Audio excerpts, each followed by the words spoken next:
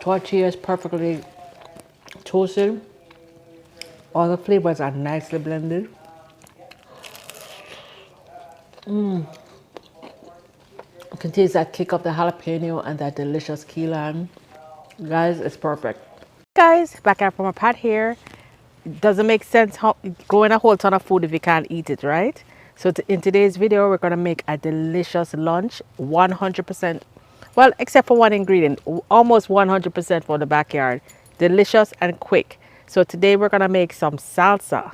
And guys, if you're like me, I love to go to Mexican restaurants. And one of my favorite parts of the Mexican restaurant is eating that chips, those chips and salsa right at the beginning. So today we're gonna harvest some tomatoes and we're gonna harvest some other ingredients, and I'm gonna show you how I make my salsa.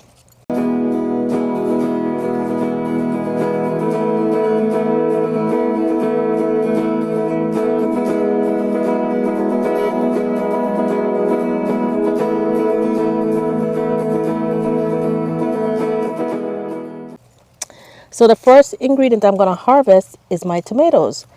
And recently, this is the first time I've ever grown anything more than cherry tomatoes or grape tomatoes. These are the Thornburn terracotta tomatoes.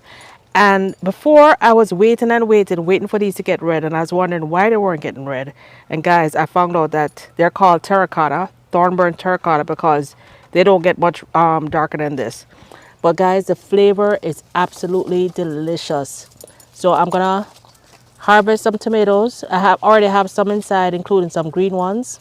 So this salsa is going to be a combination of ripe. This one is fully ripe. It's already getting almost a little bit soft. This is when it's fully ripe.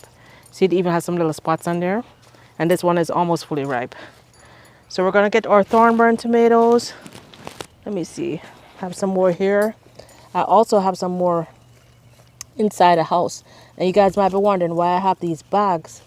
I lost probably over a dozen tomatoes to, I think they were either caterpillars or it could have been, you know, raccoons or squirrels or something. Another very important ingredient in a good salsa is cilantro. But I don't have cilantro here, but I do have a bunch of culantro, which is a Caribbean version of cilantro. These leaves are very small because it's really completely hidden under here. So next ingredient, you need to have some onions. I have some onions that I harvested from the garden. They're inside. And gotta have a little bit of citrus, gotta have that lime.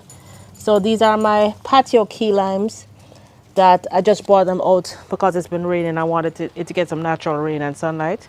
So I have another key lime in here, but we have our limes. So let's go get our salsa started. Oh, guys, how could I forget? Hello. We need some jalapenos. Let's go get some jalapenos.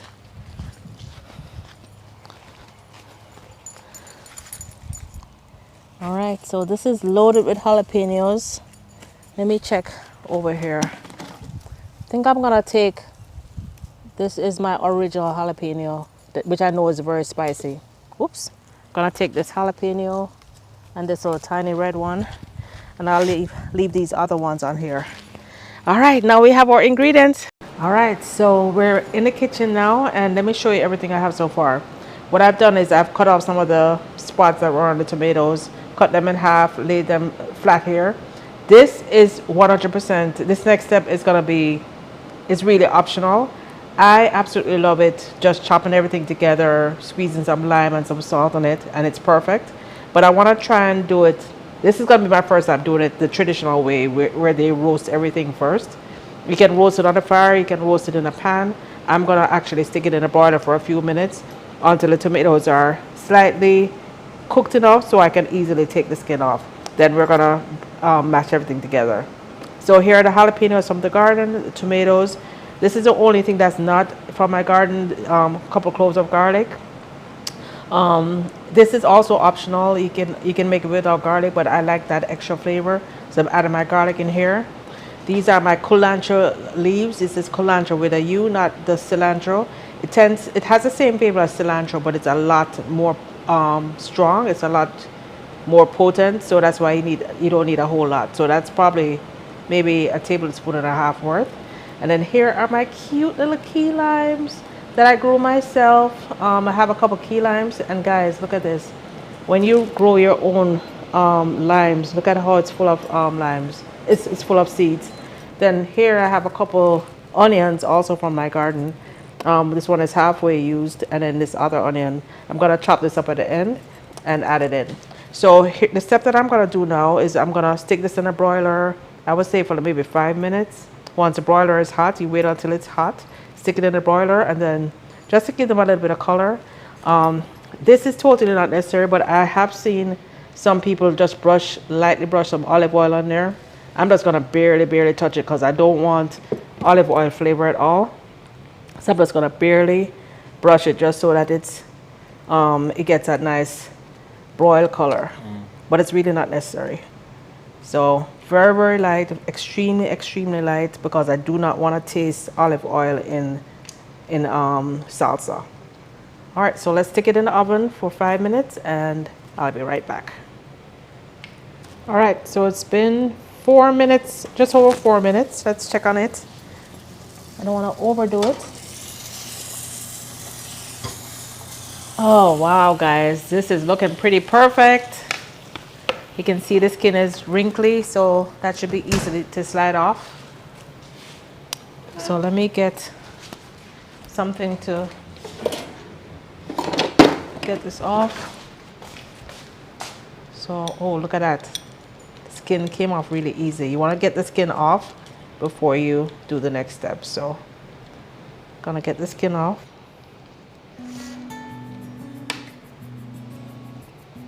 Let me know in the comments, do you guys usually roast yours first, or do you just chop it up and make the regular salsa? The regular salsa is really my favorite, but I want to try something different. I don't like to do the same thing every time. I like to try new things. People do it different ways. I like to try how other people do it.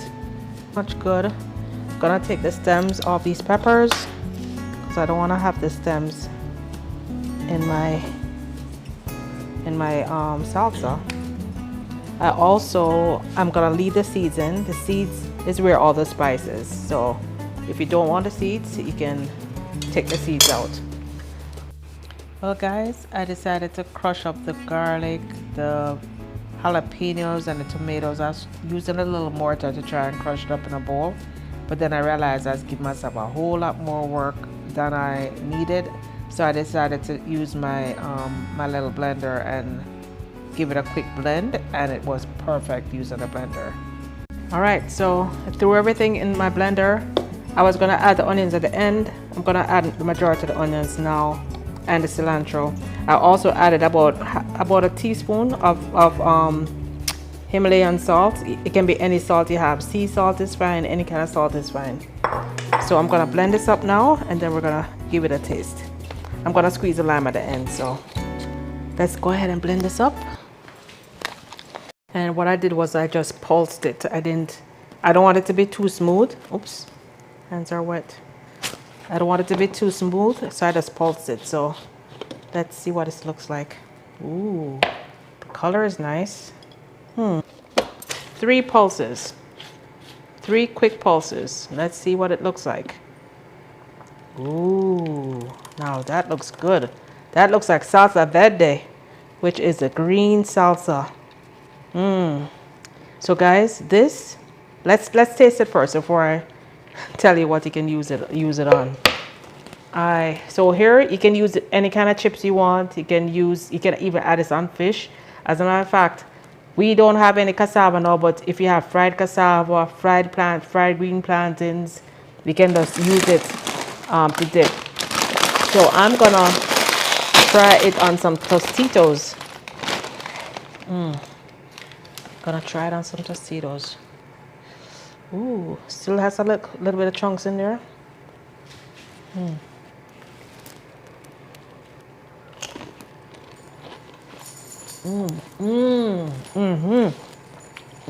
It's delicious, guys.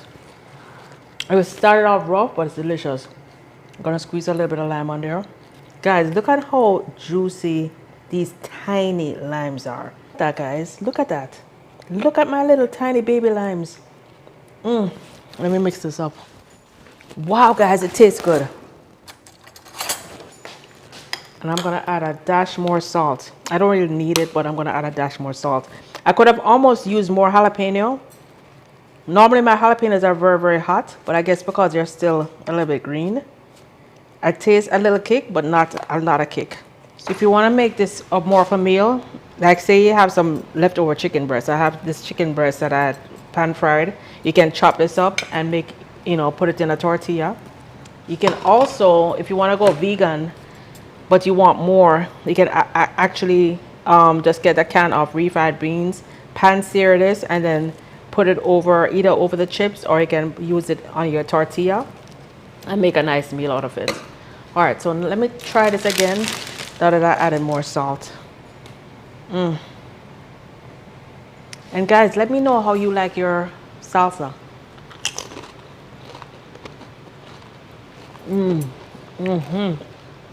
Guys, this is a yummy lunch. Definitely a little bit more work than I'm used to, but I guess next time when I roast it, I'll just take the skin off and just blend it right away. I was trying to chop it myself and all that, but it's a lot easier. If you're gonna roast it, it's a lot easier to blend it. As a matter of fact, I think I'm gonna make myself a chicken tortilla. If you're doing these flour tortillas, let's do one real quick. Let me show you what to do. Let's put together a tortilla. Gonna take a piece of my chicken. If you want to make yourself a tortilla, let's take a piece of the chicken. You can use chicken, you can use fish, you can use beef, you can use ground beef, ground chicken. There's just so much you can use. You can use refried greens only if you want. But I'm gonna make some chicken. Gonna add some chicken. I'm just gonna fold this in two, so I'm gonna add chicken on one side.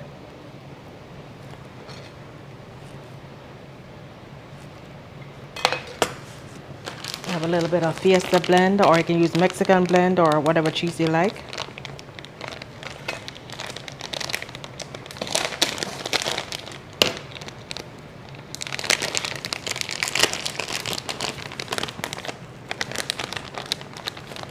Let's put a little bit of cheese on here.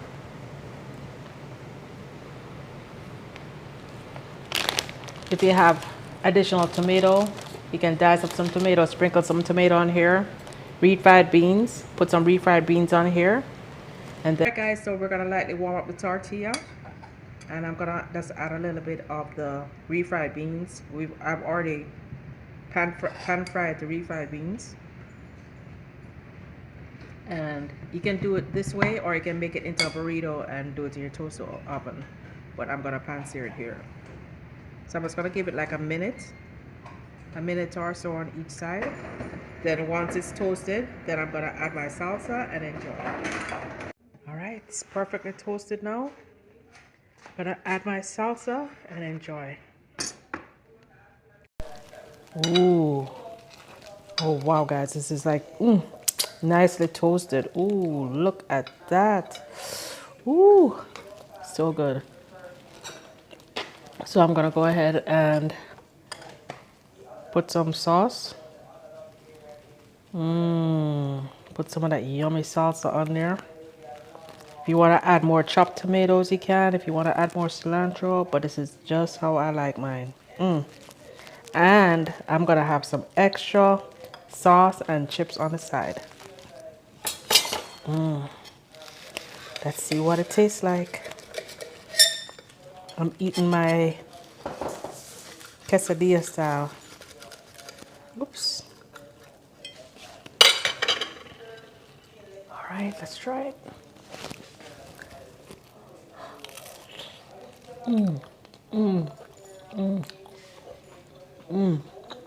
Tortilla is perfectly toasted. All the flavors are nicely blended.